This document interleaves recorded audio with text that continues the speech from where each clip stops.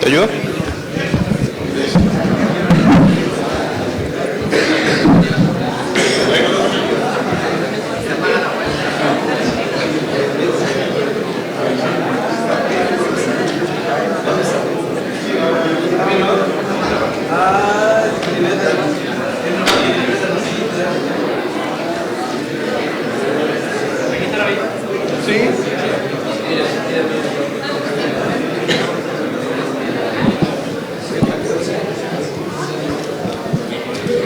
Muy bien, jóvenes aún, no tan jóvenes.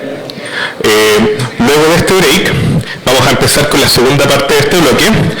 Quien está acá en el estrado es don Miguel Launer.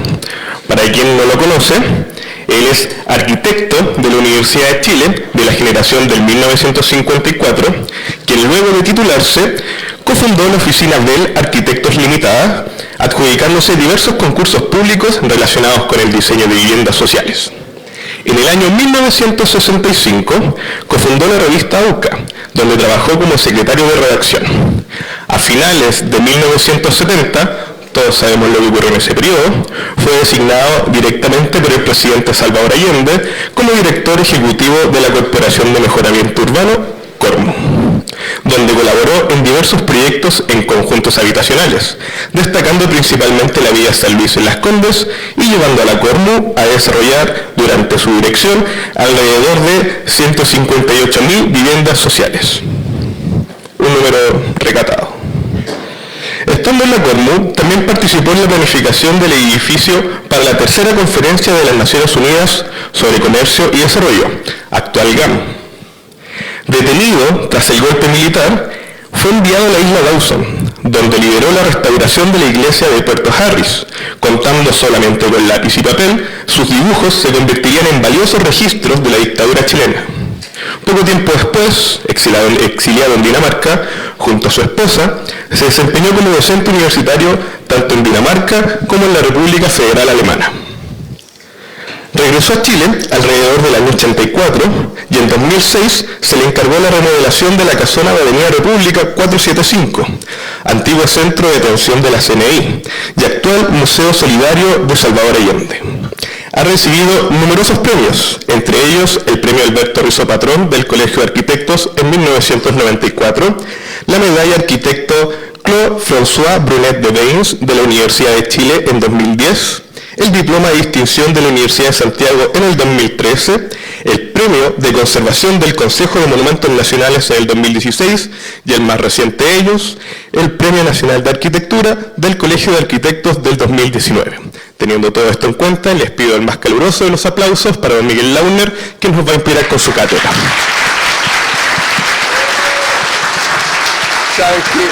Voy a preferir, si me puedo poner el sillón abajo y hablar de ahí.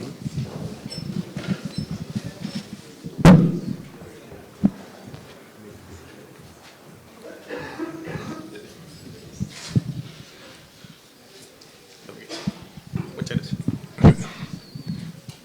Buenos días o buenas tardes. Es un gusto este encuentro con los jóvenes estudiantes de arquitectura y con el personal docente de la universidad, de esta universidad,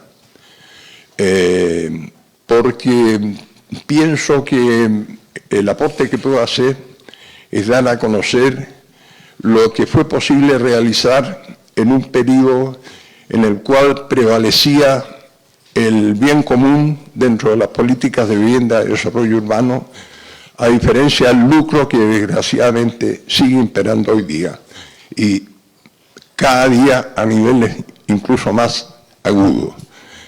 De modo que es una presentación destinada a demostrar cómo es posible que prevalezcan no los intereses mercantiles, sino el bien común en las políticas de vivienda y de desarrollo urbano. Ese es el objetivo principal de esta exposición.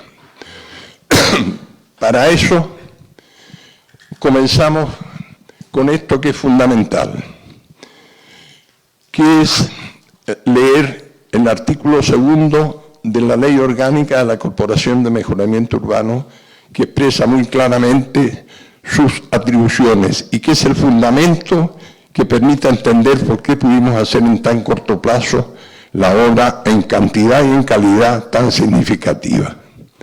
Dice así: la Corporación de Mejoramiento Urbano está encargada de urbanizar, remodelar, subdividir inmuebles dentro y fuera de los límites urbanos, formar una reserva de terrenos para abastecer los planes de vivienda, desarrollo urbano y equipamiento comunitario, tanto del sector público como privado.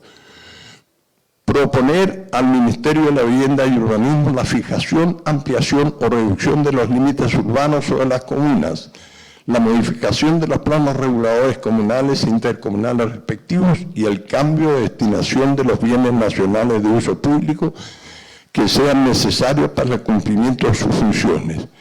Colaborar y asociarse con las municipalidades y con las empresas privadas en la realización de proyectos de desarrollo y mejoramiento urbano, otorgar créditos para este fin, supervigilar y fiscalizar su realización y fijar dentro de las áreas urbanas los límites de las zonas de mejoramiento urbano y procurar su ordenamiento y desarrollo.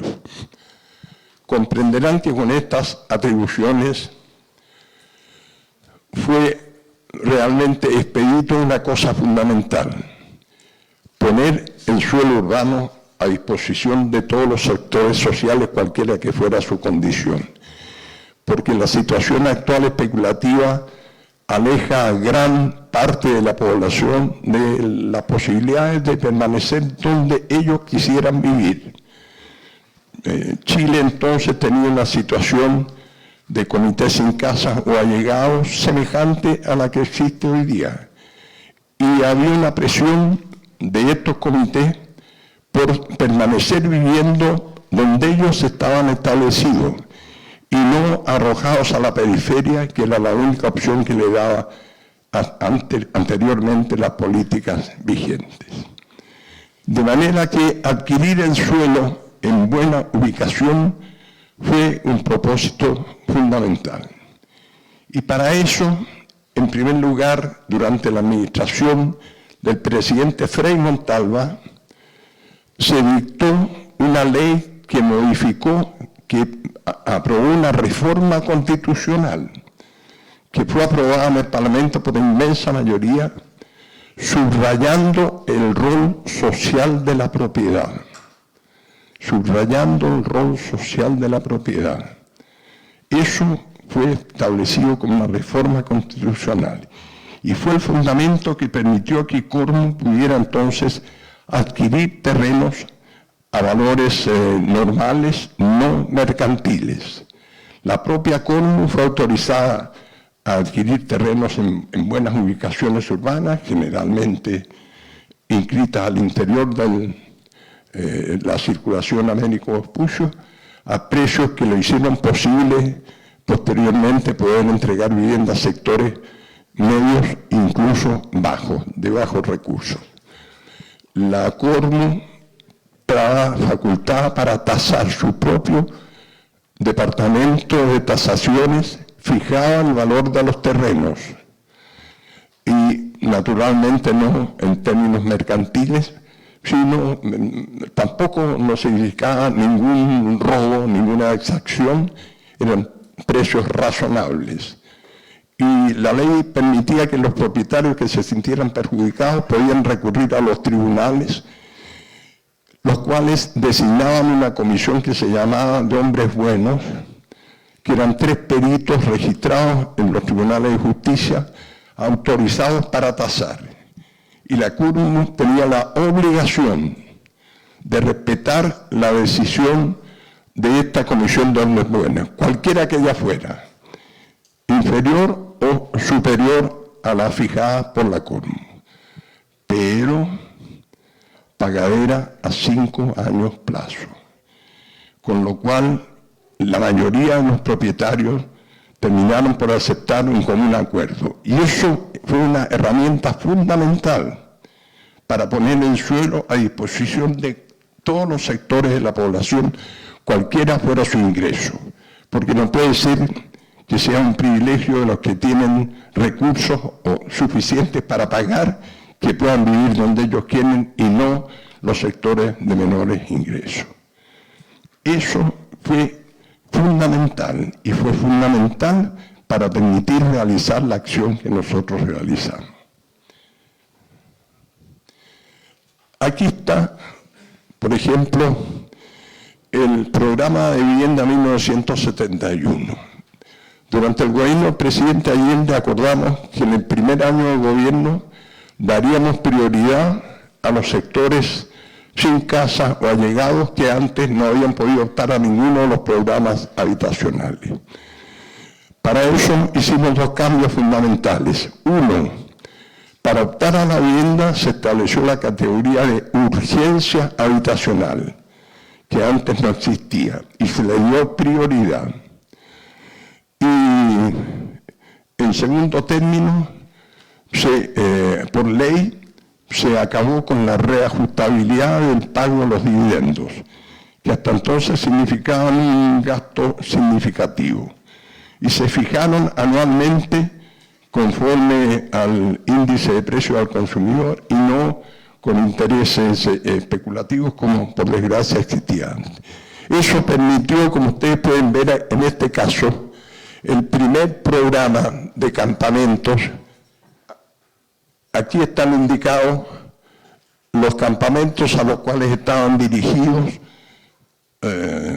las soluciones habitacionales, en qué comuna estaban establecidos, el número de unidades habitacionales que incluía, la comuna en la cual estaban indicadas, etcétera, en fin, el número de la disposición de la Dirección de Planificación de Desarrollo Urbano que había autorizado la adquisición de esos terrenos y finalmente la capacidad, el número de familias favorecidas.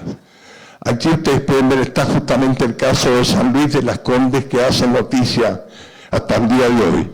Los diferentes campamentos que fueron beneficiados, que sumaban al momento de abril del año 71, cuando ya se fijó el programa, ya 787 de las 1000 familias que se instalaron allí, ya sabían bien a dónde estaban adjudicados. Y eso fue un factor muy importante de participación de la comunidad, porque cuando se empezaron a levantar los bloques, por ejemplo, ahí en el Fondo San Luis, las propias familias que ya estaban preadjudicadas a ese conjunto habitacional fueron muy fundamentales, primero en colaborar en las obras de limpieza, en cuidar, evitar la posibilidad de toma de los conjuntos habitacionales e incidir en algunos aspectos de modificaciones del programa, porque participaron desde el momento que nosotros estábamos proyectando, no cuando el edificio está terminado. Hoy día ese es un privilegio que tiene normalmente la gente que tiene altos recursos, contrata a un arquitecto y puede decir, sí, yo quiero este dormitorio así o así, o no quiero esto o lo otro. Y los sectores de bajos ingresos jamás tienen la opción de decidir por qué la cocina, si yo la quiero de este tamaño, me la hacen así o lo que sea. En consecuencia fue un programa preasignado, que fue muy importante. Aquí se ven varias imágenes que muestran la preocupación por la participación de los asignatarios en todas las etapas del proyecto. Aquí estamos haciendo uso de maquetas. En ese tiempo no existían las maquetas electrónicas que ustedes hacen hoy día, había que hacerlas con cartoncito, madera de palo, a gran escala, y ustedes ven todos los pobladores participando y decidiendo cómo eran y por qué estábamos proyectando así o así. Aquí esta imagen muestra una de las típicas reuniones que teníamos en las organizaciones de pobladores. Aquí hay un funcionario de la CONMU que nos estuvo dando a conocer el programa. Allí están los dirigentes de pobladores presidiendo la reunión en conjunto. Y aquí abajo tenemos a los funcionarios principales de la CONMU, en este caso yo, Jorge Bon, arquitecto, presentándole al ministro Carlos Cortés nuestros primeros bocetos, siempre junto con dirigentes de pobladores al lado. Nosotros tuvimos la necesidad de imprimir este folleto que se imprimió en gran cantidad para distribuir a toda la población en la medida de lo que podíamos. ¿Con qué objeto? En general nosotros, todo lo que construimos en Cormu fue de 4 pisos o 5 pisos, eventualmente alguna torre. Es decir, no hicimos ni una sola vivienda en extensión. Eso el año 71 era un gran desafío, porque sus beneficiarios, los beneficiarios a quienes estaban destinadas esta vivienda, eran normalmente primera o segunda generación de gente que había migrado del campo a la ciudad y estaban acostumbrados a pisar la tierrita firme y no era fácil admitir la vida en altura, en un departamento. Este folleto tuvo el objetivo entonces de fundamentar las razones por las cuales era mejor para ellos y era mejor para la ciudad, a fin de evitar la extensión ilimitada, que construyéramos en altura. Y el título, ahora vamos para arriba, tiene naturalmente un doble sentido, pero también tiene un sentido político. Esta imagen muestra cómo todos los...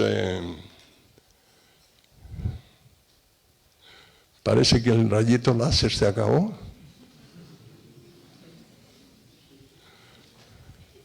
Sí. ¿Hay otro ahí? Oye, tú te lo habías guardado, ¿no? Este es mío, lo compré para... Este es tuyo. Menos mal, Orlando me salvó. No, esto... Esto es para pasar, claro. Me lo meto aquí mejor.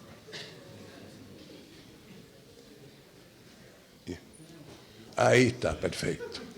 Esto es para mostrarle, esta es la circunvalación de Américo Vespucio, cómo prácticamente todos los conjuntos habitacionales que nosotros proyectamos en esa primera etapa, el primer año, estaban inscritos dentro del circuito. O sea, compramos buenos terrenos, no terrenos ubicados en la periferia, para atender las soluciones habitacionales de estos sectores.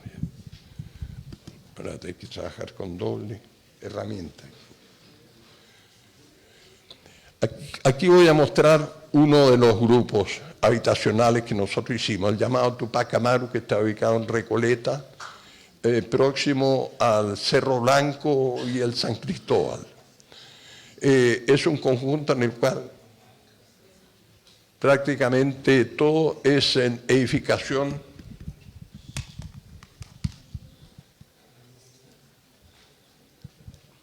en 4 pisos de altura, como ustedes pueden ver aquí en su conjunto. Entonces, ¿cómo? Si quiere yo le voy pasando la... Ya. Usted me dice. Algunos bloques en 2 pisos de altura y después 2 torres destinadas a los sectores medios, porque el resto eran puros sectores de beneficiarios del sector, de recursos bajos, y estos fueron asignados a sectores medios mediante otra institución que existía en ese tiempo llamada Caja Central de Ahorro y Préstamo, que permitía con muchas facilidades que sectores medios pudieran contraer un préstamo por las asociaciones de ahorro y préstamo, que eran instituciones sin fines lucrativos, y pagar los dividendos allí mismo y no en los bancos. De manera que era un complemento de unas políticas habitacionales no lucrativas. Pásame. Esto es la planta de este mismo conjunto, en que es interesante ver cómo nosotros hicimos lo posible por reproducir en altura algunas de las ventajas de la edificación en baja altura. Entonces, estos bloques que son de 4 pisos de altura tienen una solución en dúplex. Primero y segundo piso, unos departamentos, y tercero y cuarto piso, otros. Los de primer piso gozan de un pequeño patio interior, como ustedes pueden ver ahí. y los de los pisos superiores están beneficiados con lo que nosotros llamamos una calle elevada. Esta circulación que ustedes pueden ver aquí, que recorre virtualmente todo el conjunto, con unas escaleras comunes que permiten llegar al tercer nivel, esto es una calle elevada, no es una simple circulación, un lugar de encuentro social. Aquí tienen otras imágenes cuando estaba recién terminado. Aquí están los jardines, la mayoría de los cuales fueron ejecutados por compromiso con los propios pobladores. Esta es la visión del bloque recién terminado. Se ven aquí los patios interiores de los cuerpos en primer y segundo piso. Y aquí aparece una primera visión que van a ver después más enriquecida de la calle elevada, que como ustedes pueden ver es un lugar donde se podían sentar, hacer asado, un lugar de intercambio social. Esta es una visión tomada en 2012, en que se ven los bloques cómo han conservado su calidad a pesar del tiempo transcurrido, y esta es la mejor imagen que muestra la vitalidad de la calle elevada con la gente que ha sacado plantas verdes, creciéndolas, lugares, asientos donde se sentaban, donde tener la basura, en fin, un complemento de un espacio común, más que una circulación. Aquí es otra en que se ve la circulación esta que corre a nivel del tercer piso pasando de un bloque a otro. Esta imagen es interesante para ver cómo los patios interiores de estos cuerpos que tenían primero y segundo piso fueron todos ocupados, en definitiva. Sobre todo en el periodo posterior todos los primeros años posterior a la dictadura, donde la actividad de vivienda social prácticamente desapareció, estos patios fueron un lugar apropiado para recibir familiares, allegados, en fin, etc. De esta manera la arquitectura respondió a los requerimientos que la situación social existente les obligaba. Este es otro conjunto, Cuatro Álamos. Es un alcance de nombre con el centro de tortura, se llama Cuatro Álamos, porque está en Maipú, en la calle que se llama así Cuatro Álamos. Esto es interesante, nuevamente, ustedes pueden ver aquí bloques en 4 pisos de altura, con la misma solución de dúplex, primero y segundo piso, y dúplex tercero y cuarto. Con la diferencia que aquí se agruparon los bloques con los patios interiores dando al interior, que tuvo un beneficio porque realmente, tal como cabía suponerlo, prácticamente todos se han construido y de alguna manera el espacio urbano no está afectado por la visión de estas ampliaciones. No obstante, en los testeros de los bloques, como ustedes pueden ver, se evidencia esta situación que, bueno, la vida ha obligado de las extensiones. Lo importante es para que ustedes vean la generosidad con que se concebían los conjuntos habitacionales, conforme a los principios de unidad vecinal, provistas de espacios comunes, como este es una área de esparcimiento, áreas previstas para parvularios, otra para comercio y artesanía, la escuela pública que estaba fijada aquí, una zona deportiva, centro social, es decir, un completo equipamiento, como debe ser realmente un conjunto habitacional. Aquí son los planos para ver un poco esta solución del primer piso, con esta escalera que va subiendo para arriba y termina finalmente en el tercero. En este caso, a diferencia del anterior en que les mostré la calle elevada, aquí nosotros concebimos el patio elevado. Es decir, al llegar al tercer piso, como ustedes pueden ver, está el espacio común con la cocina y da a una terraza, que era otra forma de proporcionarle un espacio de expansión. Naturalmente, no tengo una foto en este momento, pero casi todos estos espacios han sido posteriormente construidos. Admitamos falta de armonía, pero qué diablo, es bueno que la arquitectura permita estas soluciones de cada familia. Por favor. Aquí es importante ver, no fue fácil convencer de lo que significaba vivir en la altura, y tuvimos una situación por razones políticas de organizar gente que luchaba exigiendo solo viviendas en 1 o 2 pisos, cosa que tuvimos que afrontar. En este caso, entonces, tal como ustedes ven aquí, este espacio que está destinado a todos los servicios comunes fue ocupada por un campamento de emergencia en el cual instalamos las mismas familias que estaban preasignadas aquí como una forma de cuidar y evitar que se tomaran estos bloques. Cada uno de estos módulos, como ustedes los ven aquí, están constituidos por mediagua y tenían un espacio común con letrinas, en fin, y lavaderos. Bueno, esto es para mostrar este conjunto cómo está integrado, que es como debe ocurrir hoy día la renovación de las áreas urbanas, evitar la situación que está existiendo hoy día, que interviene la empresa privada, levanta una torre descomunal y agrede su entorno. La renovación de las áreas urbanas debe comprender una solución de este tipo, que finalmente significa densificar razonablemente áreas antiguas de la ciudad. Esta es una imagen recién terminado el conjunto. Aquí se ven las escaleras comunes, allí los patios elevados, fresquitos todavía sin ocuparlos. Cuatro Álamos tiene una característica muy especial. Desde más o menos el año 2006, una junta de vecinos muy activa hasta el día de hoy se empecinó en crear lo que ellos llaman el primer ecobarrio de Chile. Y como ustedes van a ver más adelante, es inverosímil todo lo que han hecho. Entre otras cosas porque el espacio urbano permitía realizar estas mejoras. Creación de un arboretum o jardín botánico donde antes había un microbasural. Es decir, esto era la situación anterior. Mire en lo que lo transformaron solo en 2 años. Y lo que es ya el 2016 con los árboles crecidos. Este era uno de los espacios destinados a parvulario, que nunca se ocupó, tal como les mostré anteriormente, y que comenzó a transformarse en un basural. Pero gracias a la organización vecinal admirable que subsiste hasta el día de hoy, se logró una iniciativa como esta.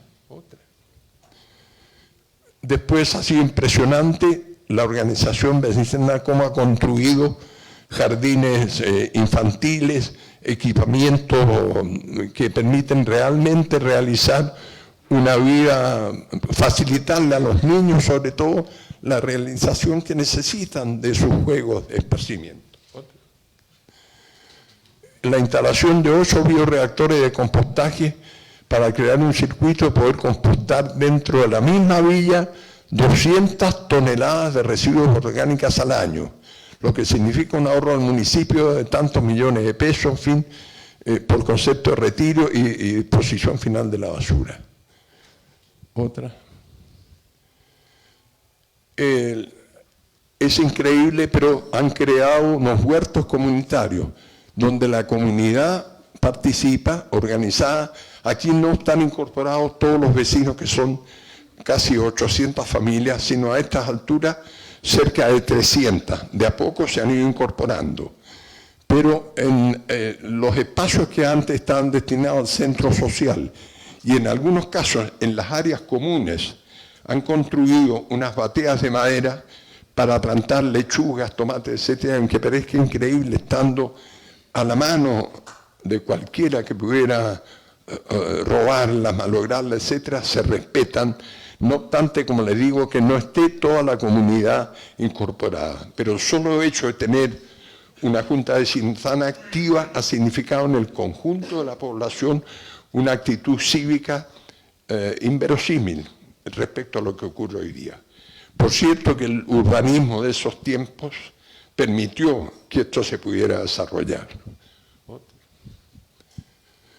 Aquí están las imágenes de trabajando los días miércoles en la mañana, son en general los días en que trabajan cosechando o plantando. Otra. Bueno, este es otro conjunto que ha hecho noticia hasta el día de hoy, el famoso Villa San Luis, que en realidad lleva el nombre del compañero ministro Carlos Cortés, ex Villa San Luis. Este era un fondo bastante más grande que esto, llega hasta Américo Vespucio, y que fue adquirido por la Cormu en 1970, gracias a las facultades que yo les expliqué que la ley le otorgó para adquirir terrenos. Este era un fondo que una señora propietaria, un fondo de 153 hectáreas, legó en esos años, en los años 30, a la Beneficencia, institución antecesora del Servicio Nacional de Salud. Y como podía suponerse, sus herederos impugnaron este testamento sintiéndose privados de lo que significaba un fondo de 150 hectáreas. Y este litigio siguió interminablemente hasta el año 71, en que las facultades otorgadas a la Cormu le permitieron expropiar y tomar posesión del terreno. Mientras tanto, Las Condes había crecido en torno y este terreno adquirió un valor increíble. Pero de todas maneras, como nosotros obrábamos con los principios que obramos, este sector fue destinado a los sectores sin casa de Las Condes y construido 1000 familias. En Las Condes, ayer como existe hoy día, había familias que vivían, sobre todo en la ribera del norte del río Mapocho, y que no habían podido tener acceso a solución habitacional. Cuando les ofrecían alguna, se la ofrecían en la periferia. En algunos casos incluso las familias aceptaron estas soluciones. Vivieron unos años y retornaron a esta ubicación. ¿Por qué? Porque su principal fuente de trabajo estaba en Las Condes. Eran jardineros, empleadas domésticas, choferes, sobre todo obreros de la construcción, cuyo principal frente de trabajo era Las Condes. A título de que llevarlos a vivir a La Pintana, si podían vivir aquí. Y con las facultades que tenía la Cormu para fijar precios y adquirir terreno, nosotros los ubicamos aquí. Bueno, la historia después ha sido diferente. Ustedes pueden ver el tipo de soluciones de vivienda que se estaban construyendo en ese tiempo. Aquí están ya recién terminados los primeros bloques. Esto lo hizo la empresa constructora Desco, con Sergio Larraín, Ignacio Covarrubia, premios nacionales de arquitectura como arquitectos.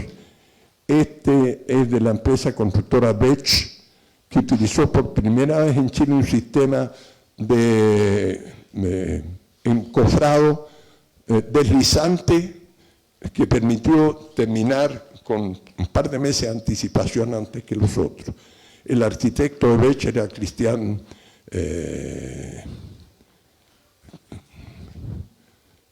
Premio Nacional de Arquitectura, olvidé en este momento su apellido. Adelante. Naturalmente, la desgracia fue que el ejército desconoció estas adjudicaciones. Entre el año 76 y 78 expulsó a las 1000 familias en una forma arbitraria.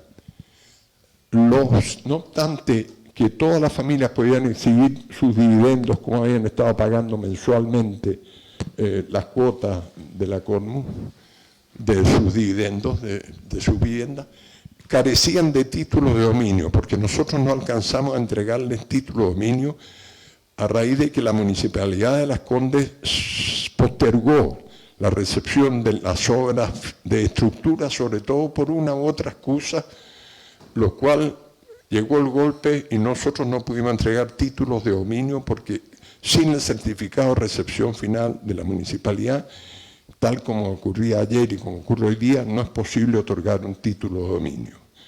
De manera que, excusándose en estas circunstancias, el ejército simplemente tomó posesión de estos departamentos, señalando que eran de ellos el año 76, y después, mediante una serie de subterfugios, lo vendió a una inmobiliaria que comenzó la demolición de estos bloques magníficos de hormigón sólido, con el objeto de construir el centro de negocios que ustedes conocen que existe allí ahora. Esta es la situación, nosotros logramos finalmente el año 2018 que este sector, que eran los dos bloques últimos posibles de recuperar, fuera designado Monumento Nacional por el Consejo de Monumentos Nacionales, dentro de todo un conjunto que ya en general se había demolido. Adelante. Sin embargo, en vísperas de que iba a reunirse el Consejo de Monumentos Nacionales para tomar la decisión, la propietaria de todo este conjunto, Inmobiliaria Presidente Riesco, inició la demolición de estos bloques que eran el área fijada como monumento nacional con el objeto de crear una política de hechos consumados. Nosotros, advertidos, logramos detener la demolición total de este bloque que aún sobrevive y este otro quedó ya definitivamente liquidado. Estos dos no estaban en litigio, y de manera que la inmobiliaria pudo demolerlos en su totalidad y hoy dispone y se propone realizar, ha propuesto realizar un conjunto habitacional y de oficinas tal como son las que ustedes están viendo en el conjunto. Aquí está la imagen de lo que dejaron de estos bloques. Este fue el que fue prácticamente demolido en su totalidad y este es el que estamos tratando de salvar nosotros, que fue muy afectado en sus dos pisos superiores, pero que según nosotros y con informe estructural somos capaces de defender estos dos inferiores. No con el objeto de tener un conjunto habitacional, sino un memorial destinado a recordar lo que fue las políticas de vivienda que hicieron posible que esto se hicieran, las luchas que se han librado por mantenerlo y educar a las futuras generaciones en una auténtica integración social urbana y no retórica como existe hoy día. Aquí están las compañeras que ustedes pueden ver frente a la Biblioteca Nacional, manifestándose con el objeto de lograr la declaración de monumento nacional. Y aquí estamos marchando en la ciudad con el mismo objetivo en algunas de las múltiples manifestaciones que hemos hecho. Bueno, esto es para mostrar como contraste lo que significa lo que ocurre hoy día cuando la intervención privada con una regulación de ordenanza absolutamente negligente o inexistente permite una agresión a un barrio como el que significa haber levantado este conjunto en un barrio urbano que queda definitivamente dañado como es este. Adelante. Lo último que voy a mostrarles es la última de las obras importantes que hizo Cormu fue convocamos a un concurso internacional para la remodelación del Santiago Centro Poniente, al que llegaron cantidad de 87 proyectos provenientes de 27 países. Fue un concurso espectacular que fue ganado en definitiva por un conjunto de arquitectos de La Plata, de argentinos. Adelante. Aquí ustedes pueden ver, este fue el área que comprendía el concurso. Por acá es la calle Amunátegui, Santo Domingo, la calle Agustinas y esto es Almirante Barroso. Aquí, como he visto que ustedes pueden reconocer, está la Basílica del Salvador, por allá está la iglesia de Santa Ana, en fin, y había otros edificios que en el concurso era necesario respetar y mantener. El resto era pura construcción antigua posible de remodelar. El concurso lo llamamos sobre todo porque el Ministerio de Obras Públicas había iniciado la construcción de esta, que es la autopista central hoy día, y nosotros estábamos preocupados como se proyectó en el modelo de trinchera, tanto la circulación del ferrocarril metropolitano, del metro, como de vehículos. Estábamos preocupados que eso iba a significar un corte del sector poniente de Santiago con el centro de la ciudad. Ese fue un objetivo fundamental por el cual convocamos al concurso. Además que la calidad de las construcciones antiguas que vivían aquí, en general viviendas de 1910, 1920 o incluso de fines del siglo XIX, cuyos propietarios hacía muchos años habían emigrado a Las Condes y que las subdividían por pieza en condiciones muy insalubres, de modo que la reconstrucción era absolutamente legítima y necesaria. Además, nosotros establecimos como principio que la remodelación iba a beneficiar y no perjudicar a los residentes del lugar, cualquiera que fuera su condición, ya sea propietario, arrendatario o subarrendatario o allegados. Cualquiera que tenían prioridad absoluta, a diferencia de lo que ocurre hoy en que solo los propietarios en la eventualidad de un proyecto de remodelación tienen autoridad para poder postular en el mismo sector. El resto carece de toda opción, de manera que el mejoramiento urbano en estos casos significa un perjuicio para la población residente en vez de un beneficio. Otro, por favor. Aquí pueden ver la imagen, la carretera mientras se estaba abriendo. Esta era la típica situación de inmuebles que yo les contaba, que estaban en muy malas condiciones, con instalaciones eléctricas y sanitarias pésimas, y que justificaban su remodelación. Otro.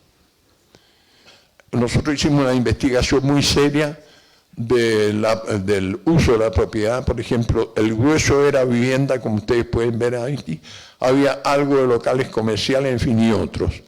La composición familiar, que aunque parezca increíble, había familias hasta integradas por 8 personas. Claro, es un cuadro muy diferente al que nos toca vivir hoy día. Pero en general prevalecían las familias de 2, 3 o 4 miembros. Y la tenencia de la vivienda, que era importante ver aquí, solo el 32% eran propietarios, el resto eran arrendatarios o subarrendatarios.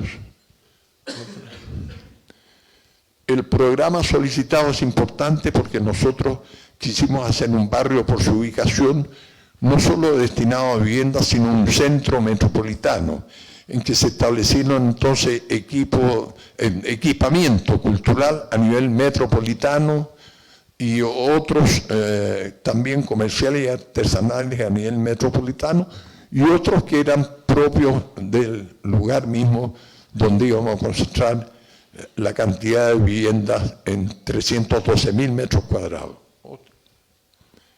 Aquí está una primera imagen, después cambió, del proyecto que fue premiado. Aquí ustedes pueden ver cómo va pasando la circunvalación. Adelante. Esto es interesante ver. El primer nivel del proyecto premiado estaba destinado fundamentalmente a conexión con transporte público del ferrocarril metropolitano, mediante escaleras mecánicas, estacionamiento de vehículos y áreas verdes. La planta a nivel más 560 era la planta fundamental en el proyecto, que ustedes pueden ver aquí, que va amarrando todo el conjunto a ese nivel, dando acceso a actividades comerciales, administrativas o de esparcimiento. Y una trama perpendicular a ella, a un nivel más bajo, 280, da acceso a los núcleos de vivienda. Yo quiero decir que esto es una situación donde en ese tiempo estamos hablando del año 72, era muy potente la existencia, por ejemplo, del comercio local, que era fundamental para darle vida a estas circulaciones. Hoy día eso está muy afectado por la existencia de los supermercados, los malls, etcétera, que han significado un golpe para gran parte del comercio local de los barrios. Bueno, pero en ese tiempo eso no era así y suponíamos que potenciaban la fuerza de esta circulación liberada de la circulación peatonal. Es importante que ustedes comprendan la legitimidad de los sueños, de nuestras aspiraciones, y esto se iba a construir. Adelante. Aquí estamos presentándole la maqueta, la primera etapa, el primer cuadrante en torno a la iglesia de Santa Ana, que fue totalmente terminada, los terrenos adquiridos, y estábamos a punto de comenzar la faena cuando vino el golpe de Estado que naturalmente detuvo este proyecto. Aquí le estamos presentando al presidente Allende. En ese tiempo era ministro del Interior el comandante Carlos Prat. Aquí están los integrantes del equipo argentino, ganadores del proyecto, y aquí estoy yo mostrando al presidente. Vean qué cosa más hermosa. Esta fue la evolución posterior de la primera etapa, en que se ve aquí en morado todos los edificios que había que conservar. Esta es la iglesia de Santa Ana. Hay otros que ustedes ven ahí, cómo se integran con el proyecto definitivo. Y la concepción de torres aisladas, cuadradas, la cambiaron por este que llamaron torre ciudad, edificio ciudad, como ustedes van a ver más adelante. Otra. Aquí se ve mejor. Era una torre formada por dos cuerpos unidos a tres niveles diferentes con elementos de equipamiento, juegos infantiles, local comercial y otros tipos de equipamientos locales. Esta es la imagen de los espacios comunes que se lograban allí, o sea, la preocupación realmente por hacer auténtica ciudad. Otra imagen de lo mismo, ustedes pueden ver. Este es el nivel más bajo. Allí, a esta altura, era la circulación fundamental peatonal. Nosotros nos preocupamos en todos nuestros proyectos que hubiera una difusión popular, que hiciera posible que el conjunto de la población comprendiera los beneficios de la arquitectura y el urbanismo en bien de ellos mismos. Y entonces, el año septiembre del 72, una exposición que tuvo lugar en la Quinta Normal, llamada Viexpo, en la cual se expuso este proyecto ganador, y eran los sueños que decíamos: quiero saber cómo será Santiago en 1980. Imagínense, jamás nos podíamos haber imaginado lo que ocurrió en definitiva. Ya, por favor. Eso es todo. Muchas gracias.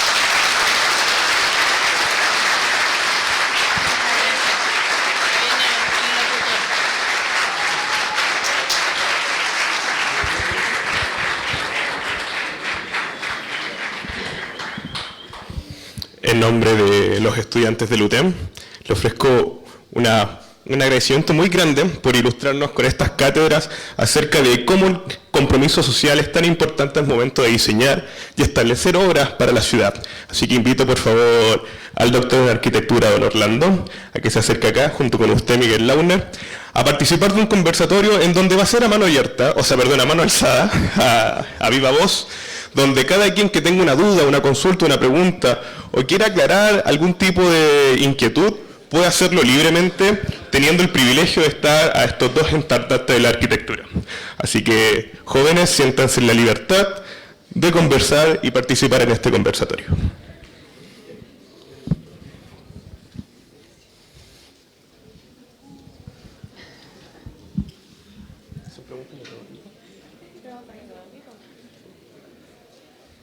¿Parto con una para romper el libro?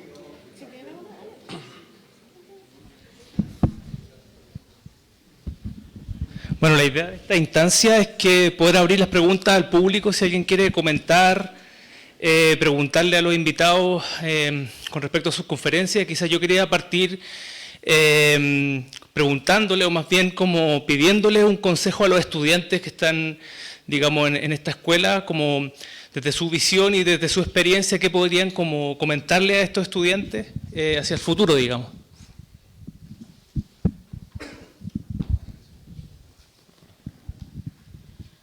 ¿Qué comentarles sobre el futuro? Y nosotros vivimos en este momento, bajo el punto de vista del desarrollo urbano y de la vivienda, unos días muy dramáticos, porque el modo de producción de vivienda, sobre todo en los últimos 10 años, ha cambiado sustancialmente en nuestro país. Ingresaron capitales muy poderosos, de gran capacidad, que son fondos de inversión a patria, que pueden mañana mandarse cambiar a cualquier otro lado, que producen torres de vivienda como las hay la mayoría en Estación Central, o en Independencia o en San Miguel, no destinadas a ser una solución habitacional, a responder a la demanda habitacional, sino como una inversión. Estas torres se ponen a la venta a quien quiera adquirirlas, sea o no beneficiario de un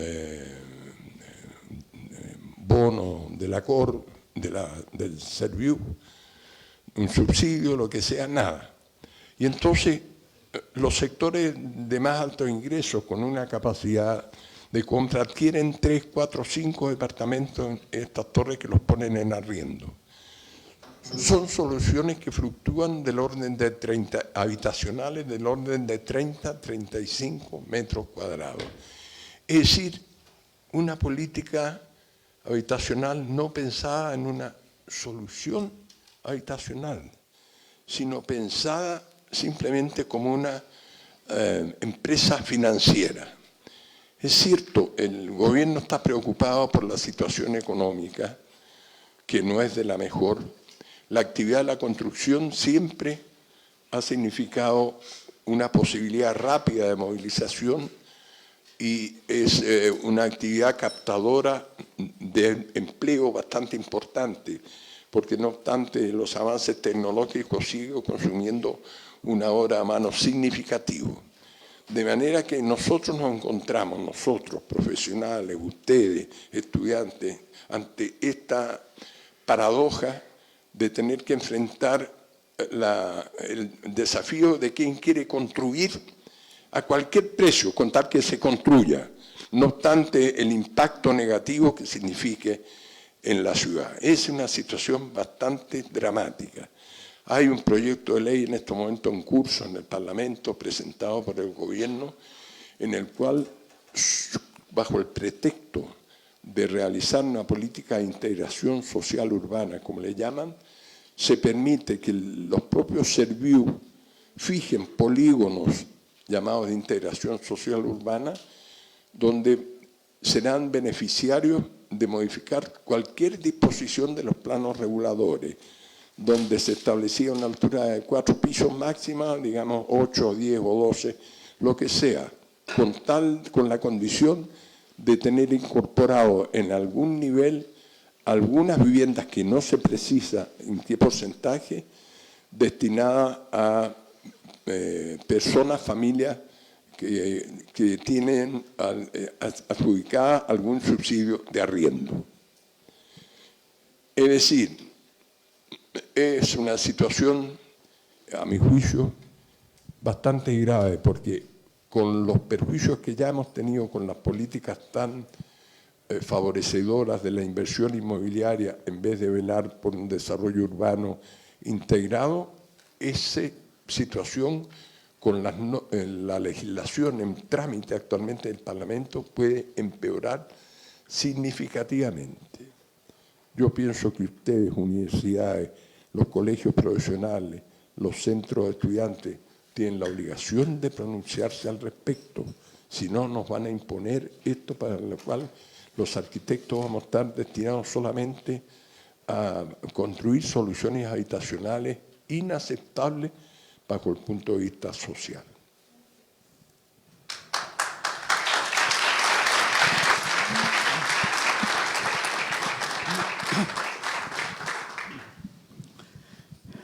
Yo quiero decir dos cosas. La primera, motivado por las palabras del colega Miguel, que cuando me correspondió a mí hacer la carrera de arquitectura y ejercer los primeros años, lo central en la vivienda social era garantizar la habitabilidad residencial del futuro habitante. En la década del 70, se privatizó gran parte la producción de vivienda y se dio un vuelco en la evaluación, que en vez de preocuparse en la habitabilidad, se dio una medida material, en vez de decir la capacidad de la vivienda en camas o en metros cuadrados o en dormitorios. No, en el precio, el costo de la vivienda. La vivienda social no podía superar las 400 UF.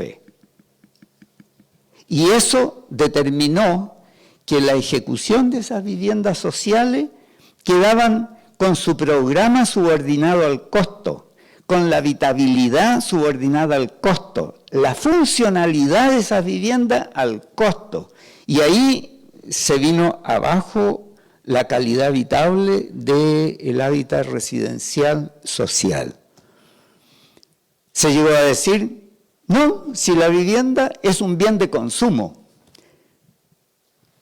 sujeta a la oferta y la demanda. Vale decir, el que tiene recursos tiene acceso a una buena vivienda.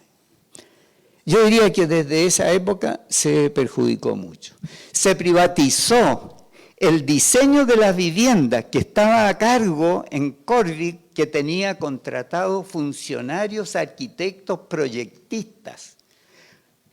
En esa época se dijo, no, como ahora es privatización en beneficio de los costos, fuera todos los proyectistas, y no solo ingenieros, perdón, no solo arquitectos, ingenieros, todos los especialistas.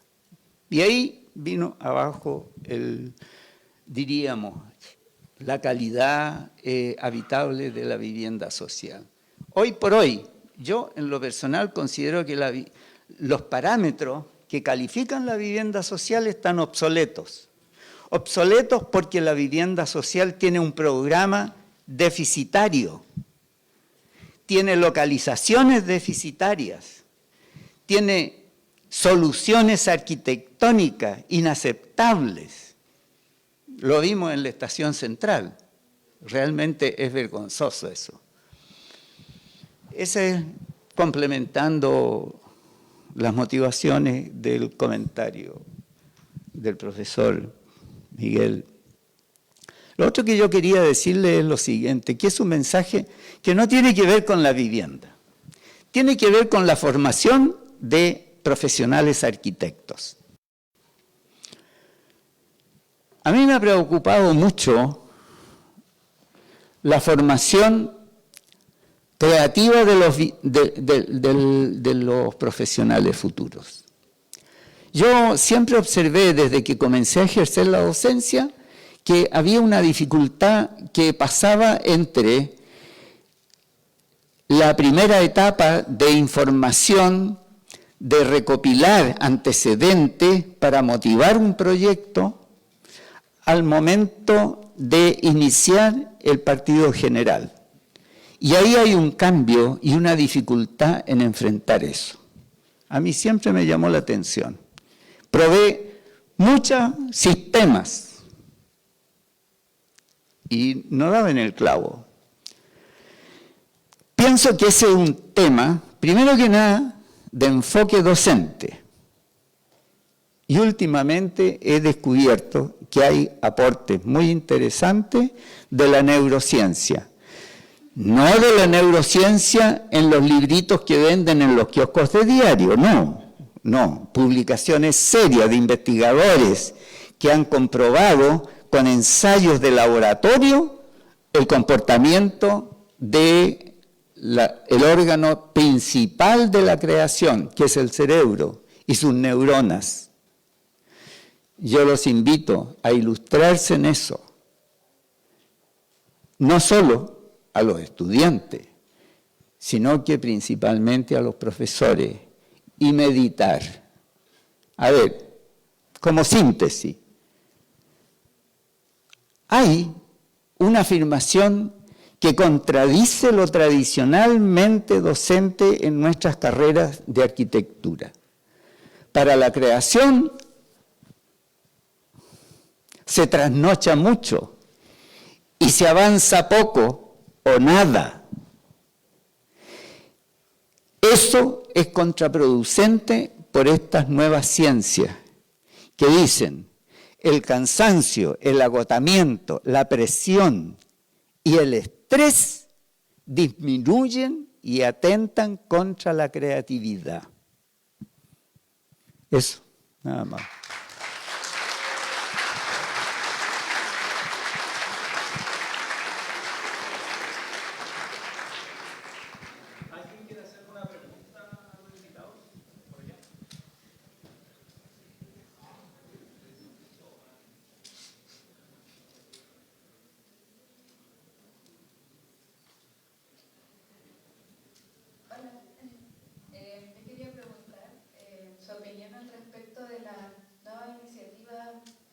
Inmobiliarias populares como la de Recoleta y la que ha llevado a cabo la Municipalidad de Las Condes, y cómo eso, si ustedes piensan que es un aporte hacia que Santiago sea una ciudad más justa o menos segregada. ¿Cuál sería su opinión respecto a esa iniciativa?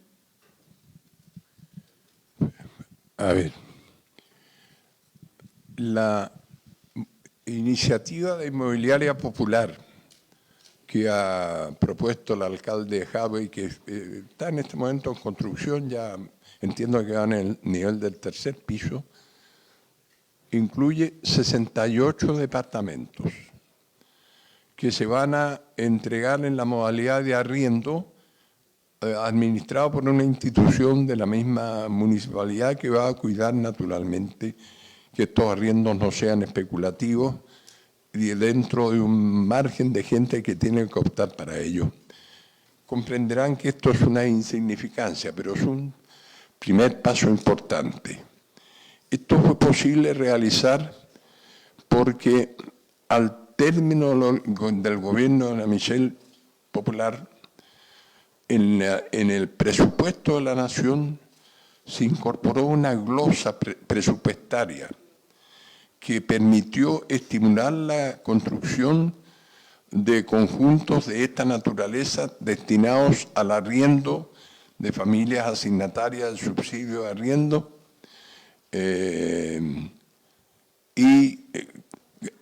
para eso el Ministerio asignó un fondo que permitiera garantizar que eso se podía financiar. Esa glosa estaba destinada para instituciones sin fines de lucro, tal como es una municipalidad. Bueno, el actual gobierno mantuvo la glosa presupuestaria, pero le quitó nada menos que la situación de que esté restringida solo a instituciones sin fines de lucro. Por lo tanto, cualquier inmobiliaria privada puede hoy día sugerir un programa análogo que incorpore algún número que no se fija, que puede ser insignificante, de viviendas asignadas en modalidad de asignatarias de un subsidio de arriendo, y puede en realidad ser una labor especulativa. Lo que ha hecho el alcalde Jave, evidentemente, es diferente. Ahora, el alcalde Lavín propuso un inmueble de integración social en la Rotonda Atenas. Ese inmueble tiene 68 departamentos, de los cuales el 40% van a estar destinados a sectores de más bajo ingreso y el resto a lo que se llama subsidios de clase media, es decir, departamentos cuyo costo no sea superior a 2.200 UF actualmente. En estos momentos lo están cambiando, sería posible hasta de 3.000 UF. Y el resto sí para sectores de más bajo ingreso. Ahora, para optar a estos 20 y tantos departamentos que van a corresponder en Las Condes a los sectores de más bajo ingreso, el alcalde Lavín convocó a una inscripción de familias que pudieran demostrar que tenían una residencia al menos de 20 años en Las Condes para poder optar a esto. ¿Saben cuántas se inscribieron? 1.200 familias. Y van a tener la opción de optar No sé cómo lo va a hacer la lotería, o que a 24 de los 68 apartamentos que van a estar asignados a ella.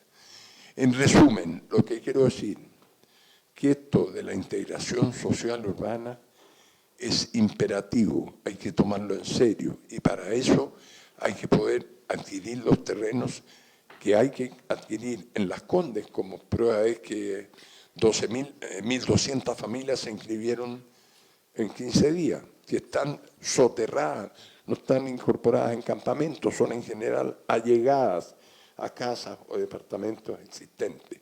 Es una demanda oculta, invisible, pero existente. Y lo mismo ocurre en Vitacura, y lo mismo ocurre en Lo Barnechea. No hay sector que esté desprovisto de esta situación. Y una política de integración social urbana tiene que respetar el derecho que quieren los de Las Condes de permanecer en Las Condes y los de Vitacura en Vitacura. Por muchos arraigos, porque los cabros están estudiando en los colegios ahí y no aceptan mandarse cambiar a Quilicura o Padre Hurtado.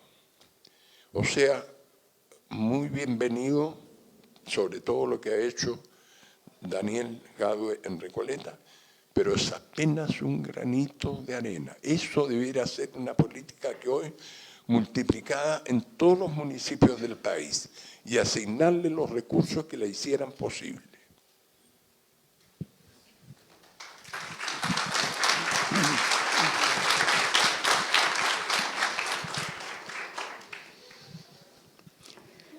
Nuevamente, complementando, me motiva mucho.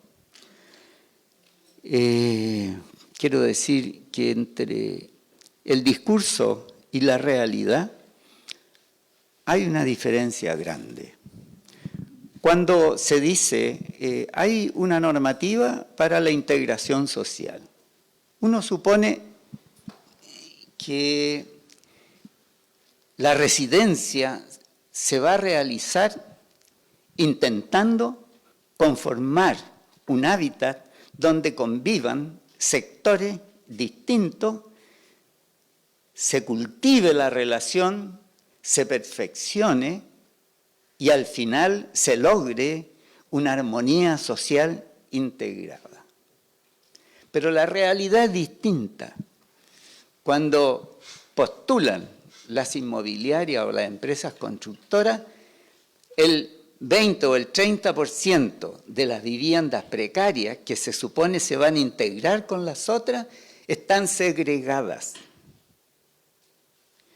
¿Por qué? Porque se supone que la integración no es posible. Los segmentos que están en mejores condiciones no van a aceptar convivir con los más precarios.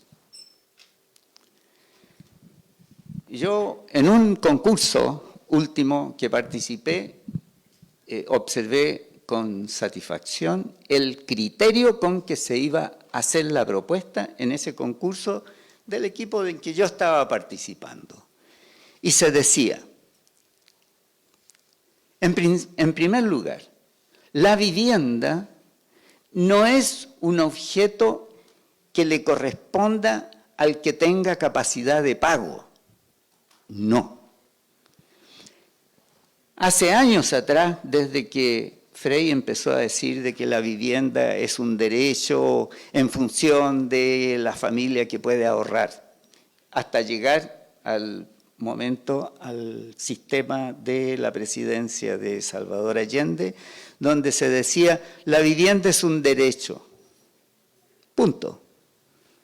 Entonces, uno piensa, es un derecho.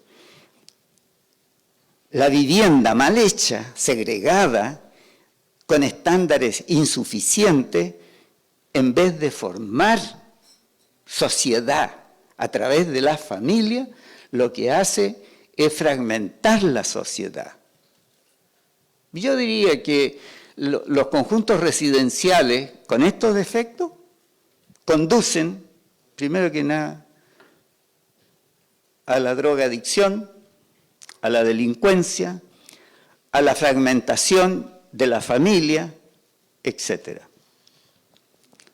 Bueno, en este grupo en el que concursé, yo me di cuenta que se decía, La vivienda tiene que darnos satisfacción a todos. Es como el aire. Todos tenemos derecho a respirar. Y en lo posible a respirar bien. No un aire contaminado. Pero eso es parejo para todos. Bajo ese punto de vista, la vivienda de integración social combina tanto la clase media con la clase precaria. Y tienen los mismos estándares. ¿Por qué el que tiene menos recursos va a tener que vivir en un lugar, en una casa, donde el closet solamente tiene hasta 50 centímetros de frente, en circunstancias que el otro puede tener 1 metro, 1,50 metros? ¿Por qué esa diferencia? Yo menciono el closet, pero eso está referido a todo, al tamaño de la cocina, de la lolla, la ubicación del baño, etcétera, etcétera, etcétera. No, todos tenemos los mismos estándares y la diferencia, hagamos un esfuerzo. En las terminaciones podamos hacer las diferencias, pero vivir, respirar, tener sol es equitativo para todos los seres humanos. Eso.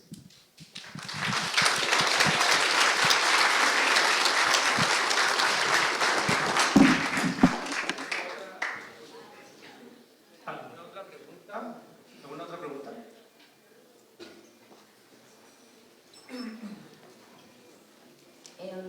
Primero que todo, muchas gracias por estar acá y compartir toda su sabiduría. Es un honor escucharlo, pero también es un poquito desesperanzador. Yo soy arquitecta hace 4 años, trabajo en la no muy respetables EGIS. Estoy conformando una empresa que se está dedicando a la construcción de viviendas sociales y me siento súper frustrada por cómo está el panorama desde hace bastantes años ya, viendo lo imposible que es lograr hacer arquitectura de calidad cuando son las lógicas del mercado las que rigen.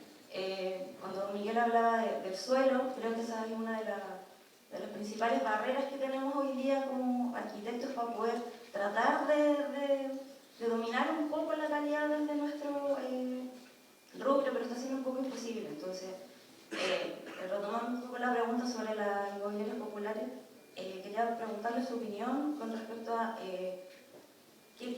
me imagino que hay una incidencia real en la falta de arquitectos en las decisiones del país, en las políticas, sobre todo considerando que Jadwe es arquitecto además de sociólogo, y que también desde el pensar la ciudad, también nosotros nos fuimos, no sé si alejando o fue arrebatado también como todo lo que se nos arrebató en esa época, una intervención desde el arquitecto más presente en la ciudad y más presente en las políticas, no solo políticas públicas, como, no sé, extrañando a Castillo Velasco, que fue alcalde.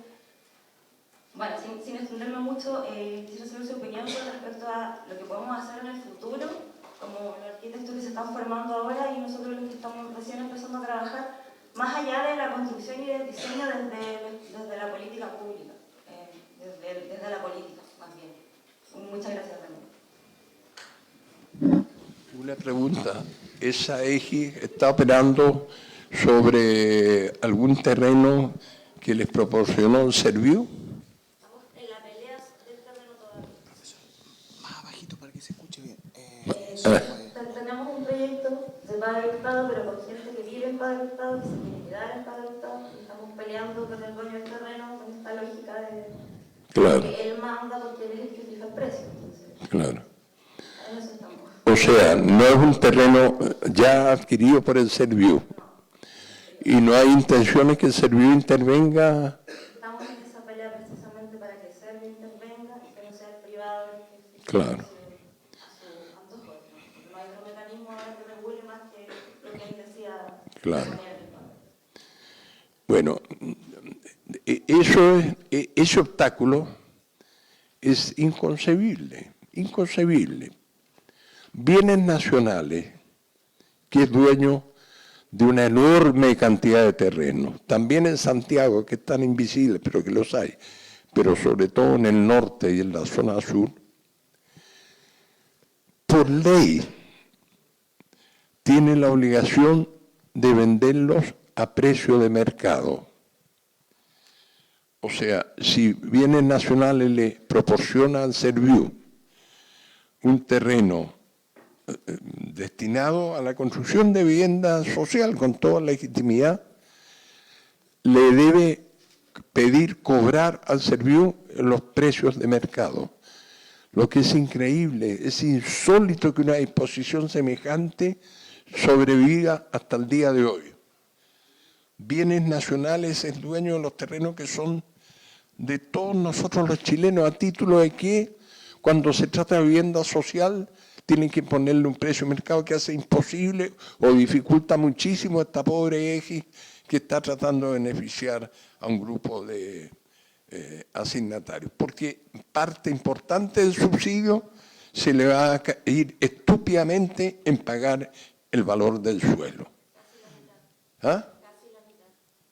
Mira, en consecuencia, todos tenemos la obligación de estar conscientes que la pelea principal es por lograr el acceso al suelo, cualquiera que sea la condición social de una persona, tal como lo ha afirmado también Orlando. En eso tenemos todos que contribuir, tenemos que acabar con esta barrera mercantil que hace imposible, hace un sueño la integración social urbana, como se llenan la boca tantos hoy día en el Parlamento, etcétera, pero que en los hechos es una aspiración retórica. Yo me doy cuenta de la dificultad, yo he conversado, he conocido otras situaciones análogas, la organización Techo, que francamente se preocupa por resolver los problemas habitacionales de muchos campamentos, a menudo tropieza con la misma situación que Serviu. Los valores que le cobra hacen virtualmente infactible la solución habitacional. El valor del suelo se come más de la mitad de la inversión. Es un absurdo, una insensatez. Bueno.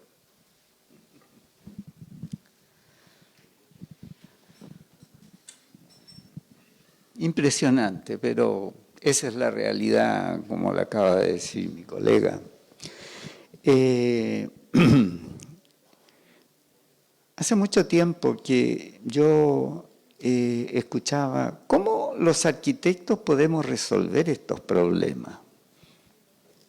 ¿Por qué aceptamos? ¿Por qué estamos jugando un rol pasivo? He concluido que es un problema de los arquitectos o es un problema del sistema. No es problema nuestro. Estamos sumergidos en un sistema de vida en el cual la iniciativa privada es la que prevalece. La iniciativa privada lo que pretende es prioritariamente la rentabilidad, la productividad. Y no mira para el lado. No tiene una visión solidaria, no tiene un compromiso solidario, no.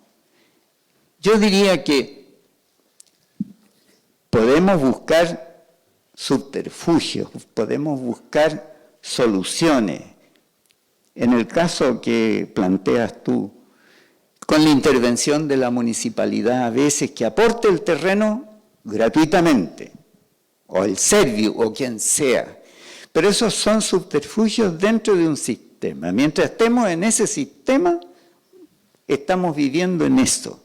Las diferencias y la falta de equidad es propio del nivel socioeconómico que cada familia o grupo tiene, incluyendo una visión hacia adentro de carácter individual, que es la desintegración de la sociedad. Eso es lo que estamos viviendo. Y yo diría que tal vez la vivencia que estamos observando en el campo internacional, la contaminación, los incendios que no se quieren hacer cargo de esto, hay un problema serio provocado por un consumismo altísimo a costa de los recursos naturales que nos comprometen y los necesitamos todos.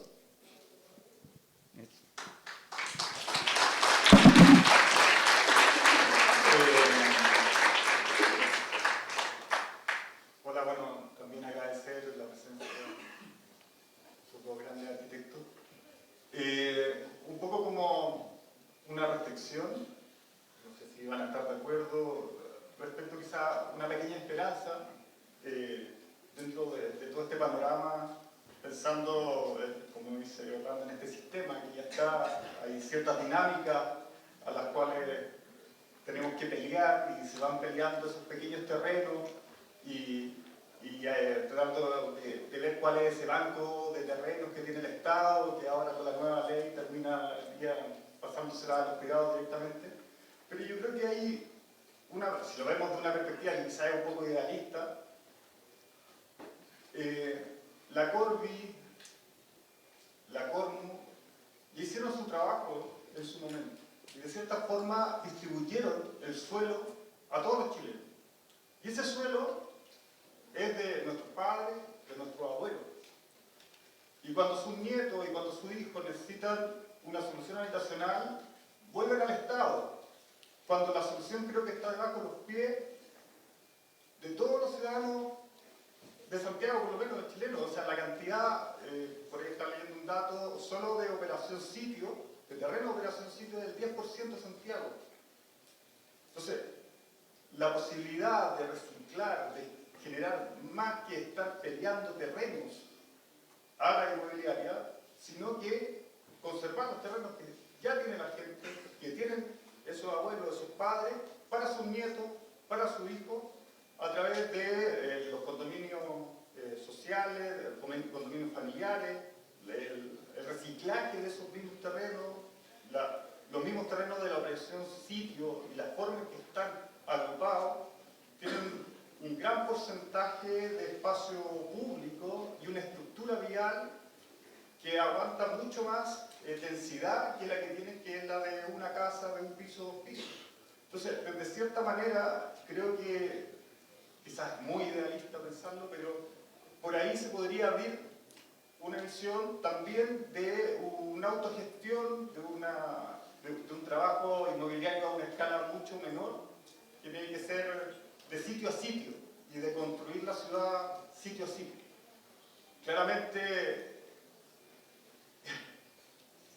creo que por ahí podrían haber opciones que van más allá de estar peleando esto que es tan difícil, que es el terreno en disputa, que finalmente la inmobiliaria siempre las tenemos todas de perder. Eso. Tú tienes toda la razón y no tiene nada idealista. Es bastante racional el argumento. La verdad es que Santiago tiene un enorme potencial en los desarrollos que tuvieron lugar desde mediados del siglo pasado, por lo menos hasta los años 70, o tal vez de antes, desde los años 40, que son esta red de operaciones que realizó el Estado, que no solo fueron operaciones sitios, sino algunos conjuntos habitacionales bien conformados, pero que a esta altura ya tienen 60, 70 años de vida y que perfectamente pueden generar una densificación que contenga la tendencia a ir a construir en la periferia. Eso es absolutamente legítimo. Ahora, hay que encontrar ahí el mecanismo que haga posible que los beneficiarios de estos conjuntos habitacionales, que son en general personas de modestos recursos, sectores medios, sean incorporados al proyecto y que logren efectivamente no perjudicarse, porque finalmente hoy día ese pedacito de terreno de 10 por 20 o de 9 por 18 que consiguieron con grandes luchas en el pasado, es hoy potencialmente también un medio de subsistencia, porque lo han densificado, han construido unas mediaguas atrás, tienen arrendatario, subarrendatario, o los hijos que crecieron, se instalaron en en fin. Pero es la gran tarea. En estos momentos hay un equipo de profesores, tanto de la Chile como de la Católica, que han hecho un trabajo recontra interesante. Tomaron algunos de estos condominios en Renca, en 4 localidades de estas comunas pericentrales, todos en la modalidad de 9×18, y se plantearon cómo densificar respetando los derechos de los propietarios de los terrenos. Es un proyecto recontra interesante y muestran la factibilidad de poder hacer eso en beneficio de los actuales residentes, no en perjuicio, y logrando entonces la recuperación de estos conjuntos habitacionales que ya tienen, como le digo, 60, 70 años de vida, y creando un estándar en espacio urbano de una calidad como se merece hoy día.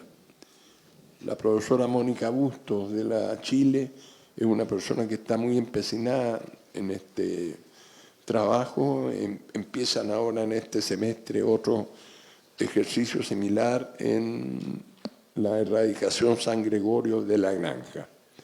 Y ustedes, si no lo han hecho, debieran darse como tarea el ver cómo mejorar estos conjuntos habitacionales en estos barrios, comunas pericentrales, buscando un mecanismo que permita incorporar a los residentes y no sobre la base de borrarlos del mapa con el objeto de levantar una torre. Porque lo que ocurre hoy día es que quien está haciendo esas renovaciones es la iniciativa privada. Se va a cualquiera de estos conjuntos, junta 4 lotes, le ofrecen hoy día aproximadamente 250 millones de pesos por lote, hacen un conjunto armónico que es 250 millones de pesos, prácticamente es imposible que lo deseche un propietario que sabe que el valor real de su vivienda no es más allá de 40, 50 millones de pesos. Los asisten y sobre la base del conjunto armónico levantan esas torres que malogran todo el conjunto. O sea, la iniciativa privada está haciendo eso. Lo que hay que cambiarlo y lograr que la iniciativa pública incentive entonces estos mecanismos de mejoramiento de estos barrios con estándares que no signifiquen malograrlos ni mucho menos. Y estos ejercicios académicos que se han hecho demuestran la factibilidad de eso. Es realmente el gran potencial donde debiéramos centrar el futuro de las áreas metropolitanas, no solo Santiago, también Valparaíso, Concepción, Temuco, son beneficiarias de estos conjuntos habitacionales levantados en la década del 50, 60 del siglo pasado y que están esperando una renovación urbana hecha con sentido social y no lucrativo.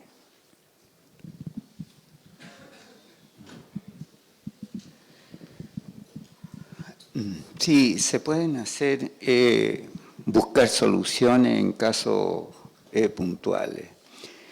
Pero antes de eso, yo pienso y lo relaciono con el problema de la gentrificación, que es un problema generalizado. La gentrificación, todos sabemos, que es el valor del suelo sujeto a la oferta y la demanda. No hay situación que sea distinta a la que se puede observar cuando se resuelve la localización de muchas familias en un conjunto habitacional en un determinado paño, que si por casualidad ese paño, el suelo, sube de valor, aparecen los recursos financieros, haciéndole oferta a los residentes, a los propietarios, por un valor que supera, pero enormemente, la propiedad normal. Y no le queda otra cosa a esa persona que aceptar, y se va del lugar. pero la inversión es del recurso financiero. Yo recuerdo un caso que se acerca mucho a lo que planteaba el colega Becerra.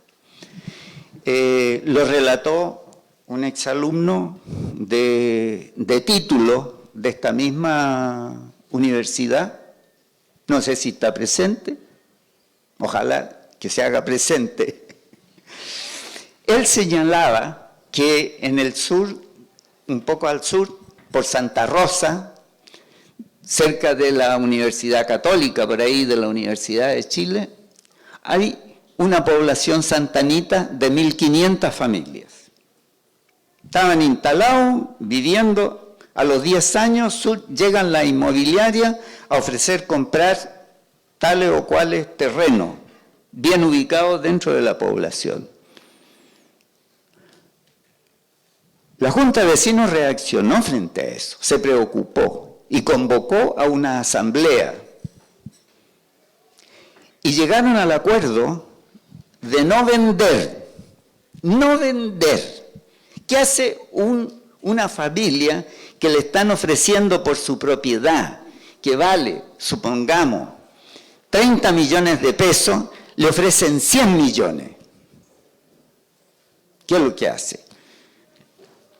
Esa Junta de Vecinos logró que se pusieran de acuerdo y no vendieran. Paralelamente, hacer la gestión en la municipalidad y gestionar un cambio de la ordenanza comunal para que en ese lugar no se ejecutaran edificios en altura. Y la Junta de Vecinos lo logró. Yo pienso que eso que plantea tú, José, es posible y fue un caso para mí sorprendente. Pero sin dejar de pensar que estamos inmersos en un sistema donde eso, la inversión, es lo normal. Eso.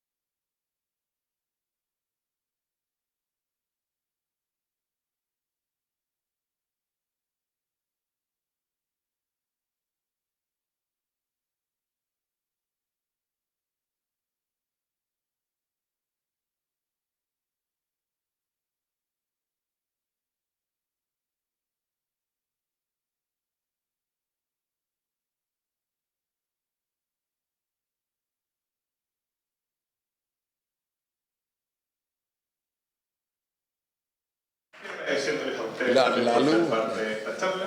Perdón.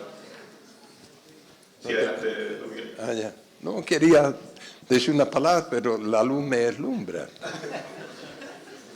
Del foco este. Bueno, quiero darles las gracias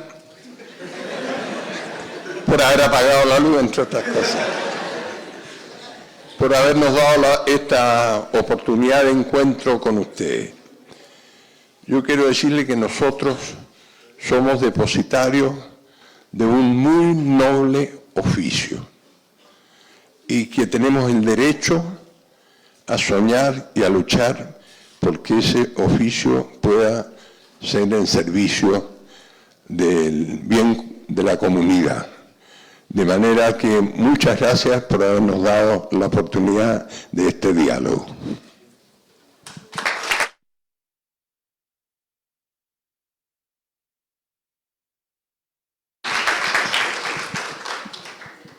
Yo también me siento impresionado, emocionado por revivir ese afecto y convivencia universitaria que me ha permitido a mí revisar y salir de este evento con el ánimo mucho más fortalecido. Gracias a la convivencia y al ambiente que aquí me han generado generosamente compartir con ustedes. Muchas gracias.